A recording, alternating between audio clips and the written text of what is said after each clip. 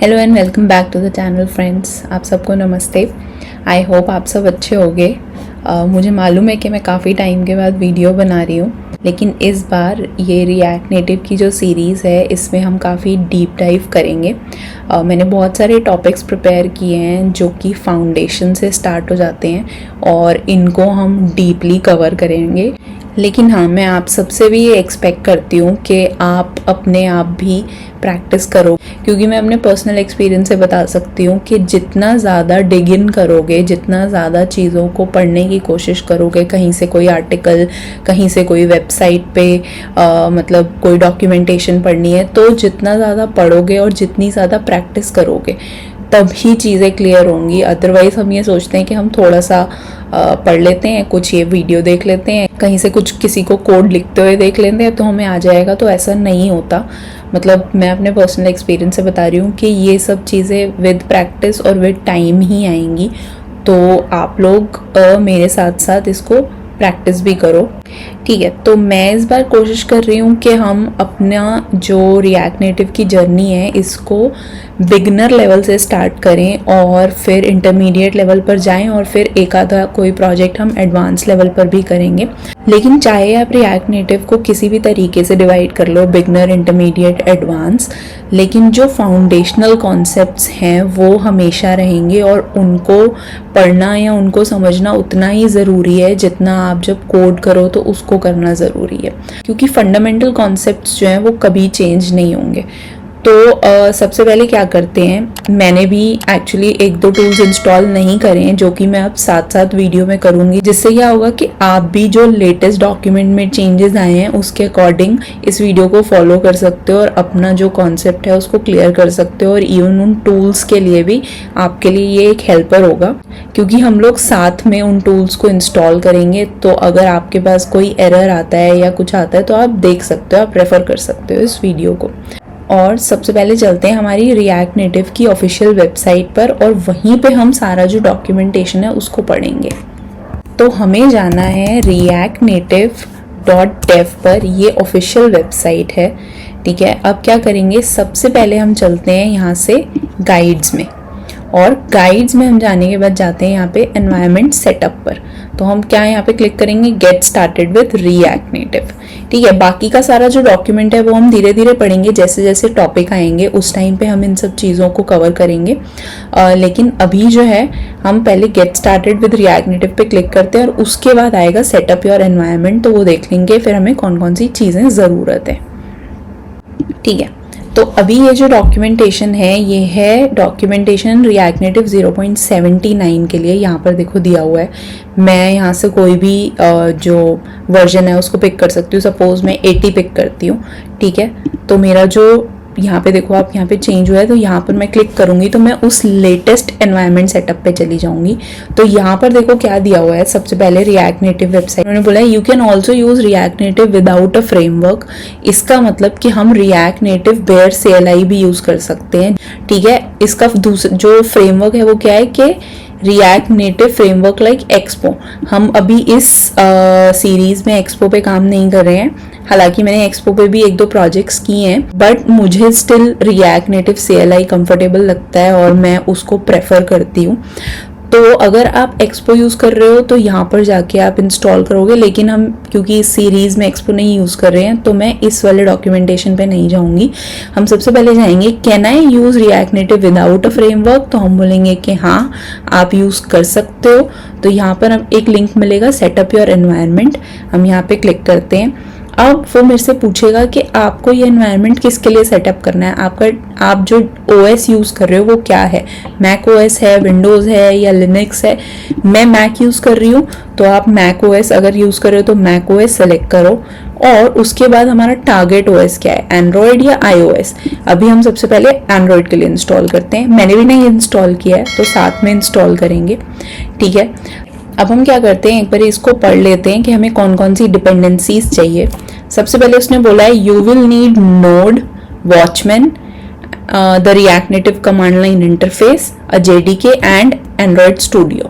तो अब क्या करते हैं, सबसे पहले नोड इंस्टॉल करते हैं। तो क्या करेंगे, Node.js की ऑफिशियल वेबसाइट पे जाएंगे, ठीक है। यहाँ पे आपको क्या करना है, यहाँ लिखा है गेट Node.js, इस पर आप क्लिक करो।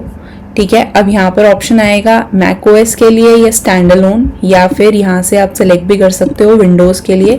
मैं macOS यूज़ कर रही हूँ तो मैं ये सेलेक्ट करूँगी, और मैंने ऑलरेडी नोड इंस्टॉल कर लिया है तो सिंपल है, कुछ करने की ज़रूरत नहीं है। आप बस यहाँ पे क्लिक करो, वो पैकेज इंस्टॉल होगा, नेक्स्ट नेक्स्ट करना है, और उसके बाद आपका Node.js वो इंस्टॉल हो जाएगा। वो बहुत ही सिंपल है इंस्टॉल करना। अगर मैं इस पर क्लिक करती हूँ तो वो मेरे से लोकेशन पूछ रहा है कि मैं कहाँ पर इंस्टॉल करूँ, तो मैं लोकेशन बता सकती हूँ जहाँ मुझे इसको इंस्टॉल करना है, बट मैं ऑलरेडी इंस्टॉल कर चुकी हूँ तो मैं इसलिए इसको इंस्टॉल नहीं करूँगी।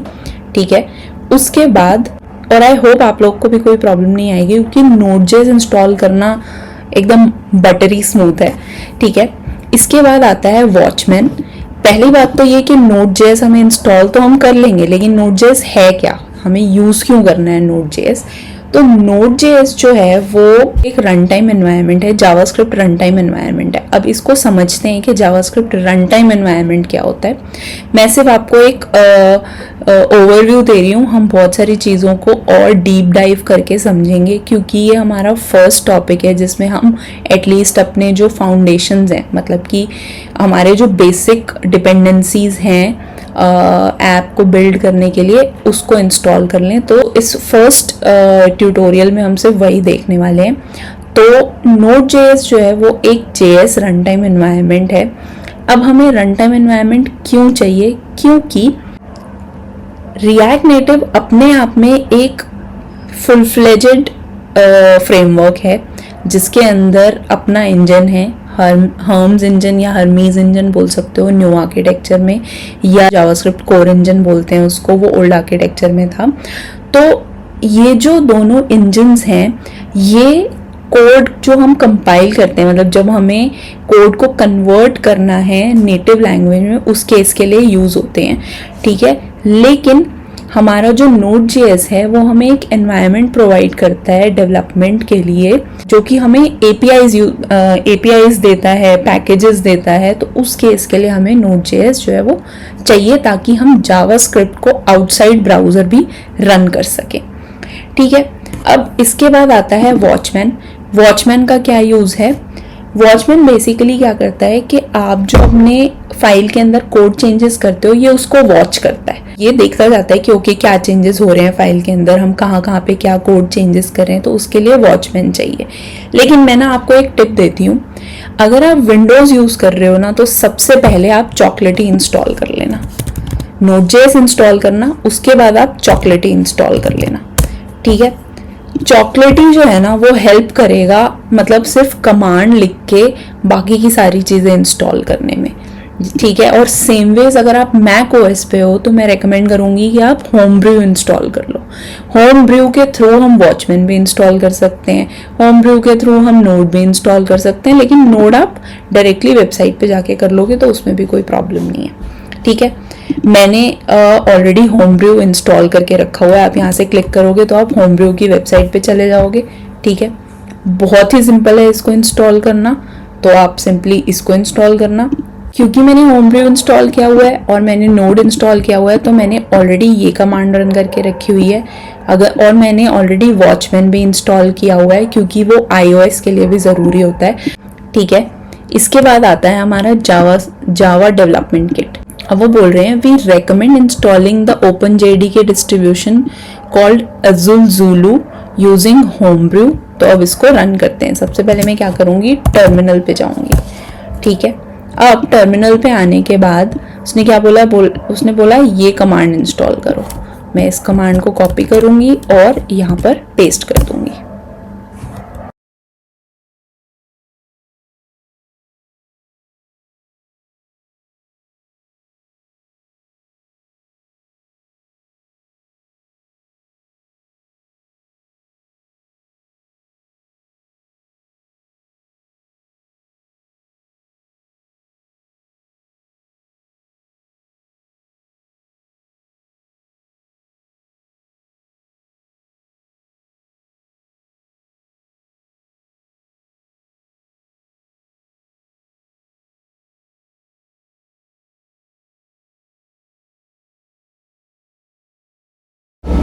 ठीक है, फाइनली जो मेरा ये वाला zulu@17 था ये इंस्टॉल हो गया है। ठीक है, अब हम क्या करते हैं, ये वाला कमांड रन करते हैं ताकि हम देख पाएँ कि हमारा जो Azure Zulu जो हमने इंस्टॉल किया था उसका पाथ क्या है। ठीक है, तो वापस यहाँ पर ये कमांड लिखते हैं, इसको क्लिक करते हैं और हमारे पास जो हमारा पाथ है वो आ जाएगा। ठीक है, तो मैंने ये वाला कमांड दिया और इससे मुझे ये इन्फॉर्मेशन मिल गई कि मेरा ये जो पाथ है, मतलब जो मेरा Zulu इंस्टॉल हुआ है वो किस पाथ पे हुआ है, और मुझे यहाँ पर वर्जन भी मिल रहा है कि कौन सा वर्जन है। ठीक है, तो अब हम क्या करेंगे, यहाँ पर इसने लिखा है नेविगेट टू द फोल्डर। ठीक है, अब मैं क्या करूँगी, इसको कॉपी करूँगी, कमांड को यहाँ पर पेस्ट करूँगी और यहाँ पर मैं वर्जन नंबर जो है उसको डालूँगी यहाँ से कॉपी पेस्ट करके। ठीक है, ये बोल रहा है कि Zulu this does not exist 17.0.16 यही था हमारा, ये बोल रहा है does not exist। ठीक है, तो क्या करेंगे, आई थिंक मैंने वो पूरा कॉपी नहीं किया था। ठीक है, तो मुझे ये वर्जन पूरा कॉपी करना है। उसके बाद मैं क्या करूँगी, जो हमारी ये वाली कमांड थी इसको लेंगे और यहाँ पर डाल देंगे और ये जो वर्जन नंबर है उसको मैं यहाँ से कॉपी पेस्ट कर लेती हूँ और एंटर कर देती हूँ। सो मेरा जो JDK है वो इंस्टॉल हो गया और देखो यहाँ पे लिख के क्या आ रहा है, डबल क्लिक टू इंस्टॉल। मैंने इस पर डबल क्लिक किया, अब यहाँ पर मैंने इसको कंटिन्यू कर दिया और उसने क्या बोला है कि this will take some space on your laptop, और इंस्टॉल कर दिया। अब इसने मेरे से पासवर्ड मांगा, अब मैंने यहाँ पे क्लिक किया और इंस्टॉलेशन जो है वो शुरू हो गया है। ठीक है, और ये कितना फास्ट था, आप ये देखो कि ये फटाफट इंस्टॉल भी हो गया। तो अब इसको क्लोज करेंगे और इसको भी यहाँ से क्लोज करते हैं और उसके बाद क्या करते हैं, उसने बोला after opening finder double click. ठीक है, हमने डबल क्लिक कर दिया। After the JDK installation add और update your Java home environment. ठीक है, अब हमें क्या करना है, if you used above steps JDK will likely be located at ये वाली लोकेशन पे। ठीक है, तो हमें क्या करना है, अब ये कमांड हम यहाँ से कॉपी करेंगे। ठीक है, यहाँ पर हम इसको पेस्ट करेंगे। जैसे ही मैंने पेस्ट किया ये हो गया। अब इसने क्या बोला, the Zulu open JDK distribution offer JDK for both Intel and M1। जब ये क्योंकि ये जो स्पेसिफिकेशन है ना ये मैक के लिए है कि मैक में अलग अलग चिप्स होती हैं इसीलिए। ठीक है, तो इस लाइन को छोड़ दो। अब वो बोल रहा है if you have already installed JDK on your system we recommend JDK 17। ठीक है, अब आता है एनवायरनमेंट, एंड्रॉयड डेवलपमेंट एनवायरनमेंट। अब ये बोलता है setting up your development environment. ठीक है, थोड़ा टीडियस हो सकता है, अभी तक तो हमें नहीं लगा टीडियस है, सिंपल कमांड्स थी, हमने वो पेस्ट करी और हो गया हमारा काम। ठीक है, अब क्या करना है, हमें एंड्रॉयड स्टूडियो इंस्टॉल करना है। तो यहाँ पर इन्होंने लिंक दिया हुआ है, इस लिंक को ओपन करते हैं और यहाँ आते हैं। इसने बोला है डाउनलोड एंड्रॉयड स्टूडियो। ठीक है, मैंने क्लिक किया इस पर और यहाँ पर मेरे पास कुछ चीज़ें आ गई। I have read the documentation. अब मेरे पास है मैक विद एप्पल चिप। मैंने इसको क्लिक किया और उसके बाद उसने मेरे से लोकेशन मांगा कि मैं कहाँ पर जो है एंड्रॉयड स्टूडियो को सेव करूँ। तो जनरली हम डाउनलोड्स में दे देते हैं, सेव कर दिया। ठीक है, अब ये जितनी देर में इंस्टॉल हो रहा है उतनी देर में हम क्या करते हैं, आगे का एक बारी पढ़ लेते हैं। अब उसने क्या बोला, download and install Android studio और while on the installation wizard आपको देखना है कि आप ये वाले जो बॉक्सेस हैं इन सब बॉक्सेस को आप चेक करो। इन सब के आगे जो हमारे चेक बॉक्स आएंगे उनको हमें चेक करना है और उसके बाद हमें नेक्स्ट पे क्लिक करना है कंपोनेंट्स को इंस्टॉल करने के लिए। अब हमें एंड्रॉयड SDK जो है वो चाहिए होता है, एंड्रॉयड SDK प्लेटफॉर्म चाहिए, एंड्रॉयड वर्चुअल डिवाइस चाहिए जिसको हम एम्यूलेटर भी बोलते हैं। ठीक है, तो ये सब हमारी बेसिक रिक्वायरमेंट्स हैं। आपको पता चलेगा कि एंड्रॉयड SDK क्यों चाहिए, क्योंकि यहीं पे हमारा टारगेट SDK जो है वो डिफाइन होता है। ठीक है, SDK का प्लेटफॉर्म जो है वो भी यहीं होता है। और इसके बाद मतलब हमारे एस डी के क्या होता है, कंपाइल एस डी के वर्जन होता है, टारगेट एस डी के वर्जन होता है, वो सब होते हैं। इसके बाद हमारा एंड्रॉयड वर्चुअल डिवाइस होता है जिसपे हम अपनी ऐप को रन करके देखेंगे, मतलब हमारी एंड्रॉयड ऐप को रन करके देखेंगे। ठीक है, अब देखते हैं, चेक करते हैं वो इंस्टॉल हो गया। आई थिंक मोस्टली इंस्टॉल हो गया है। अब मैं यहाँ जाती हूँ फाइंडर में, एप्लीकेशन में, और यहाँ पे मेरा एंड्रॉयड स्टूडियो, ठीक है, मैं इसको ओपन करती हूँ यहाँ से। आई होप इस टाइम ये ओपन हो जाना चाहिए। ओपन, ठीक है, ओपन हो गया है।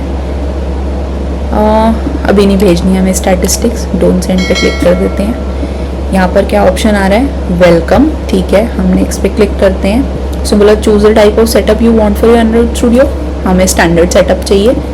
उसके बाद वो हमें इन्फॉर्मेशन दे रहा है कि करंट सेटिंग्स जो है वो क्या क्या है, कि एंड्रॉयड एमुलेटर जो है वो इतना स्पेस लेगा, एसडीके जो है वो इतना लेगा, प्लेटफॉर्म जो है वो इतना स्पेस लेगा। उसने हमें बेसिक इन्फॉर्मेशन दे दी, ठीक है, कि हमारा टोटल साइज़ जो है वो ये हो जाएगा डाउनलोड का। अब नेक्स्ट करते हैं। अब हमें क्या करना है, हमने एक्सेप्ट पे क्लिक करना है और ये सब चीज़ें डाउनलोड है, ठीक है। मुझे इस पर क्लिक करके भी एक्सेप्ट करना है और फिर मुझे एंड्रॉयड एसडीके टूल को भी क्लिक करना है और मैंने इसको भी एक्सेप्ट किया। अब करते हैं हम इसको नेक्स्ट। अब यहाँ पर टाइम लग सकता है थोड़ा सा, क्योंकि यहाँ पर बहुत सारी चीज़ें जो हैं वो इंस्टॉल हो रही हैं, ठीक है, तब तक वेट करते हैं।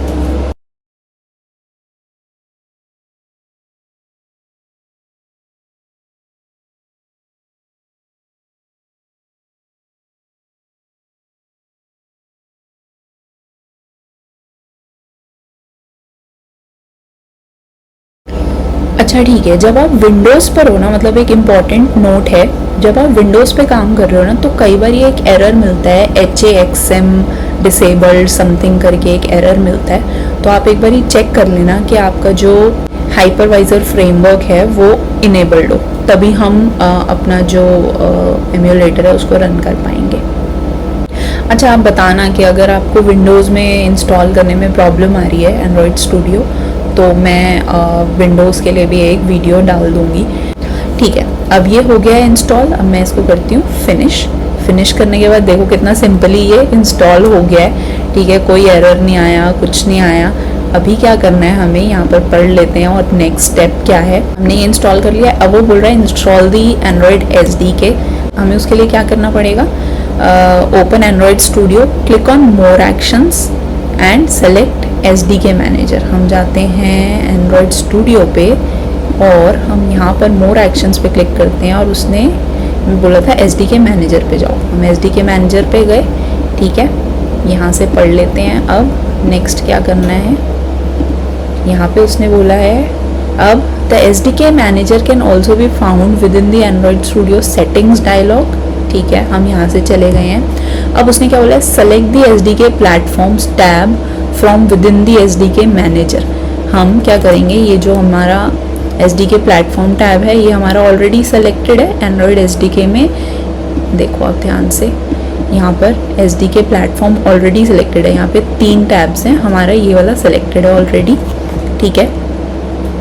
अब इसने क्या बोला है कि tab from within the SDK manager, then check the box next to show package details, ठीक है, in the bottom right corner. यानी कि ये वाला जो हमारा शो पैकेज डिटेल है इसको चेक कर देना है, ठीक है। अब इसके बाद हमें क्या करना है, look for and expand the Android 15 vanilla ice cream entry, then make sure the following items are check. हमें क्या करना है, हमें जाना है एंड्रॉयड 15 पर, 16 भी सिलेक्टेड है, कोई प्रॉब्लम नहीं है। हमें जाना है हमें जाना है एंड्रॉयड 15 पर, 16 नहीं, हम जाएंगे एंड्रॉयड 15 पर वनीला आइसक्रीम। अभी आप 15 भी इंस्टॉल कर सकते हो और चाहो तो 16 भी कर सकते हो, कोई प्रॉब्लम नहीं है। मैं अभी डॉक्यूमेंटेशन के अकॉर्डिंग चल रही हूँ और मैं अभी 15 इंस्टॉल करती हूँ, ठीक है।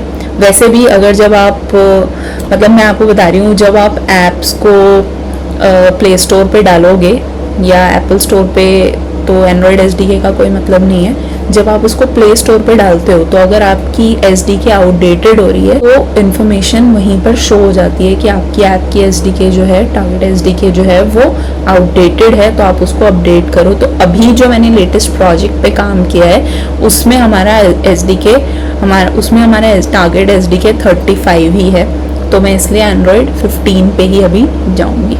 ठीक है, अब इसने क्या बोला है, एंड्रॉयड SDK प्लेटफॉर्म 35, इसको चेक करना है। एंड्रॉयड SDK प्लेटफॉर्म 35, मैंने इसको चेक किया। इसके बाद क्या है, Intel x86 atom 64 system image या फिर Google API Intel x86 atom system image. ठीक है, और यहाँ पर भी देखो ये स्पेसिफिकली दिया हुआ है कि एप्पल की, अगर आप मैक OS यूज़ कर रहे हो तो एप्पल M1 सिलिकॉन चिप है अगर आपकी, तो आप इन दोनों में से कुछ भी सेलेक्ट कर सकते हो। मैं भी जाती हूँ, अगर मान लो इंटेल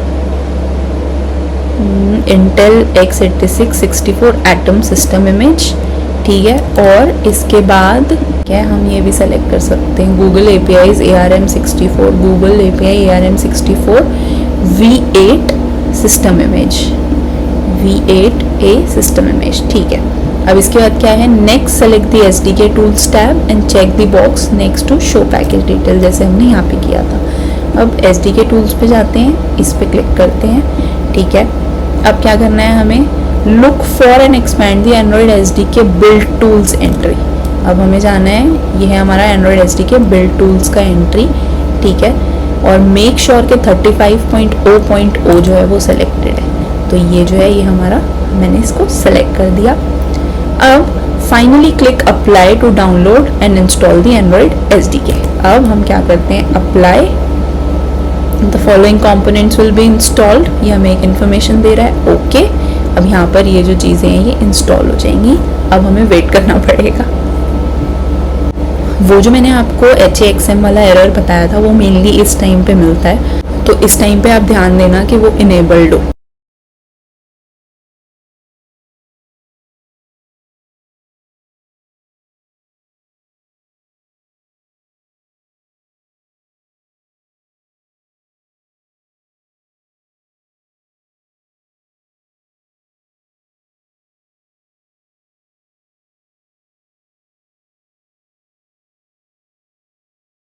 तो अब हमारी SDK जो है वो इंस्टॉल हो गई है। फिनिश पे क्लिक करते हैं, ओके पे क्लिक करते हैं। ठीक है, अब इसके बाद क्या है, configure the Android home environment variable. तो हमें क्या करना है, React Native tool require some home environment variable, और वो उस ऑर्डर में होने चाहिए।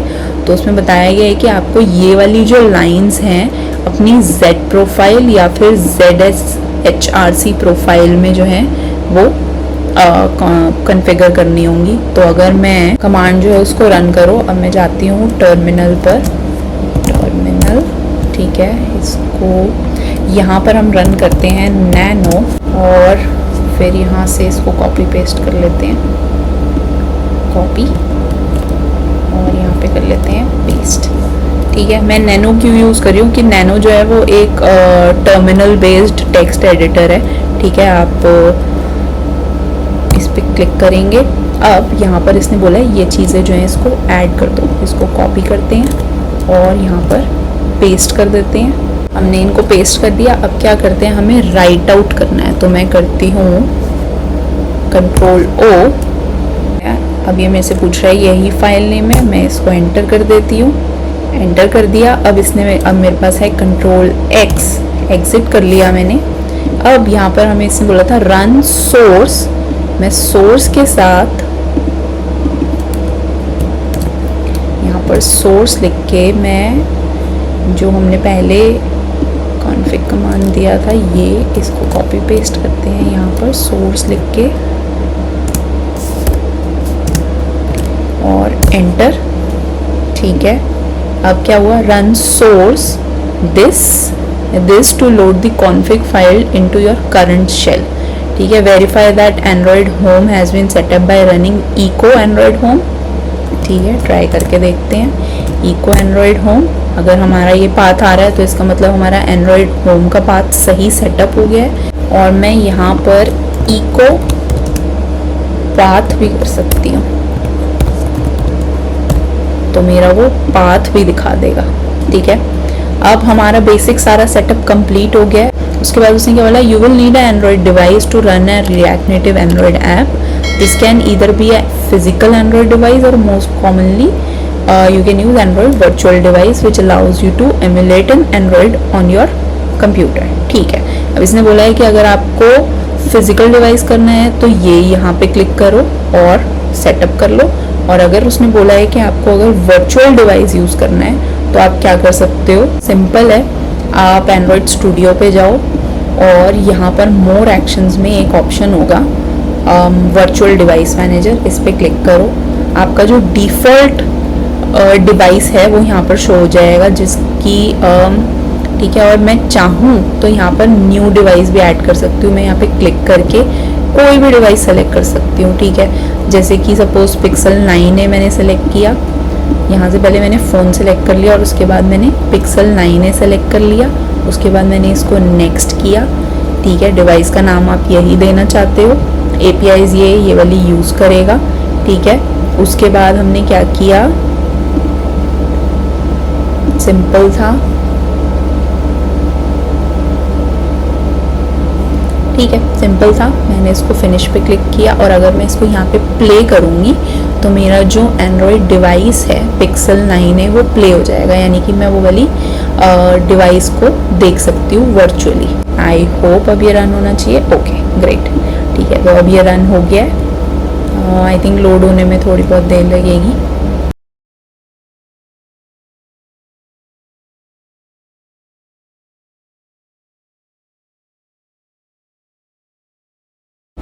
ग्रेट, टड़ा, हमारा जो एम्यूलेटर है वो रन हो गया है।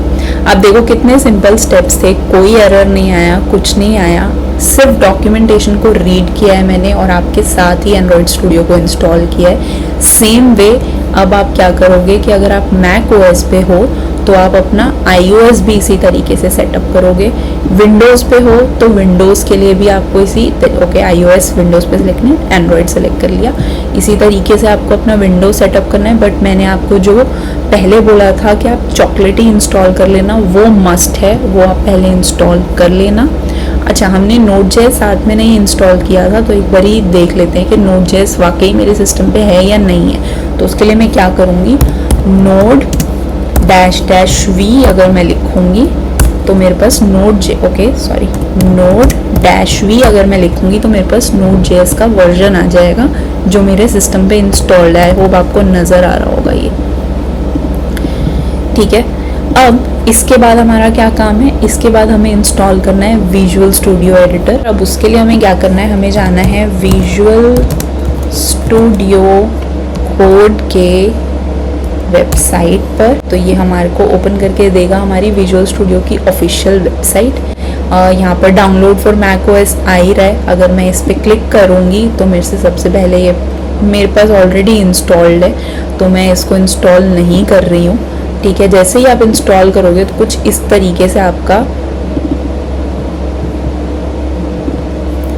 तरीके से आपका विजुअल स्टूडियो कोड जो है वो ओपन हो जाएगा। यहाँ आपका बेसिक न्यू फाइल ओपन दिखेगा। अगर आपके कुछ रीसेंट प्रोजेक्ट्स होंगे तो वो यहाँ पर दिखेंगे।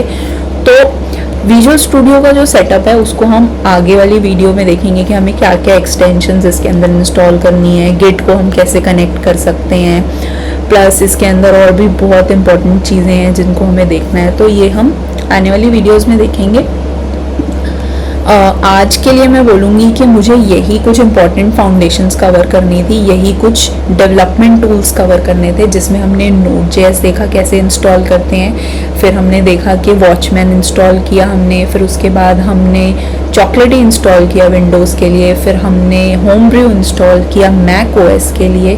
ठीक है, इसके बाद हमने एंड्रॉयड स्टूडियो इंस्टॉल किया और हमने एंड्रॉयड एम्यूलेटर को भी रन करके देखा, इंस्टॉल भी करके देखा और रन भी करके देखा।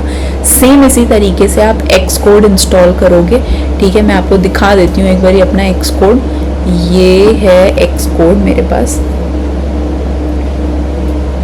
ठीक है। ये मेरा एक्स कोड है, यहाँ पर कुछ मेरे टेस्टिंग प्रोजेक्ट्स या जो भी प्रोजेक्ट्स हैं वो दिख रहे हैं, ठीक है। और अगर आप इसमें क्रिएट न्यू प्रोजेक्ट पे क्लिक करते हो तो वो आपसे पूछता है कि किस किस प्लेटफॉर्म के लिए या क्या बनाना चाह रहे हो। अभी मैं इसको कैंसिल कर देती हूँ, ठीक है।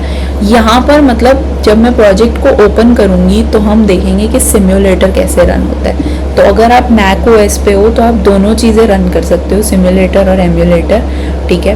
और अगर आप विंडोज़ पे हो तो आप एम्यूलेटर को रन करके देख सकते हो। आई होप आपको भी इंस्टॉलेशन में कोई प्रॉब्लम ना आए, क्योंकि बहुत सिंपल सेटअप था। आपने देखा कि हमने कैसे स्टेप बाय स्टेप सारी चीज़ें करी। थोड़ा टाइम कंज्यूमिंग है बट मैं बोलूँगी कि काफ़ी सिंपल है। और नेक्स्ट वीडियो में मिलते हैं और भी डिटेल्ड और भी डीप डाइव टॉपिक्स के साथ। एंड तब तक के लिए मैं बोलूँगी thank you for watching the video, keep supporting the channel. और अगर कोई क्वेरी है तो उसको कमेंट सेक्शन में पोस्ट कर दो। और अगर आपको वीडियो अच्छी लग रही है तो प्लीज़ वीडियो को लाइक करो और चैनल को सब्सक्राइब करो। Thank you, bye bye.